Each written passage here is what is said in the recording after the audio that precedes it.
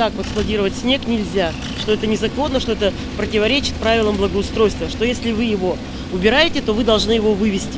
Это не наша территория. Нам обязали его чистить, мы его очищаем, они весной только убирают этот снег.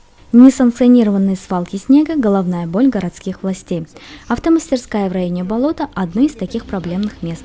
Собственники убирают свою территорию, а снег вывозить не торопятся.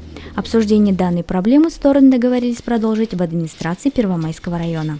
Тут место особенное, здесь нельзя складировать снег по той одной причине, что весной может быть подтопление. Если не будут, получается, понимать, то будем применять административные воздействия, наложение административного штрафа. Нарушителям придется заплатить 15 тысяч рублей. В этом году в Ижевске уделяется большое внимание уборке улично-дорожной сети. Глава Удмуртии поручил городским властям организовать более эффективную работу по уборке и вывозу снега. Также призвал общественные организации и жителей города контролировать этот процесс. Только за январские праздничные дни было вывезено более 11 тысяч тонн снега. В прошлом году была аномальная зима, в этом году зима обычная для нашего региона, снег выпадает в пределах нормы, и это не значит, что его мало, потому что регион у нас сложный.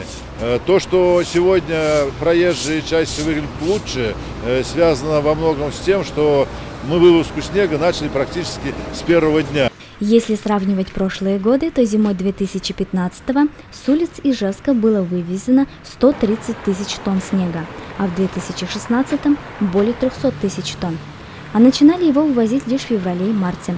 По правилам благоустройства, после обильных осадков центральные магистрали должны очистить в течение 4 часов.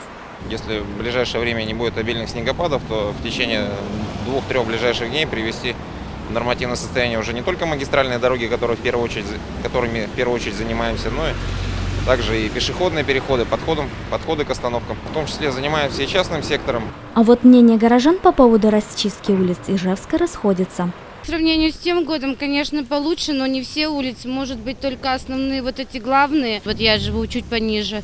Там у нас как улицы не чистились, так и не чистятся. Но по сравнению, например, с Казанью, там такого вообще безобразия, конечно, нет. По прошлым годам такого, что прямо до асфальта вот так что чистили, не было такого. Сейчас вот заметно, что чистят. Всегда чистят во дворе хорошо, в принципе. Что тротуар для машин. Да.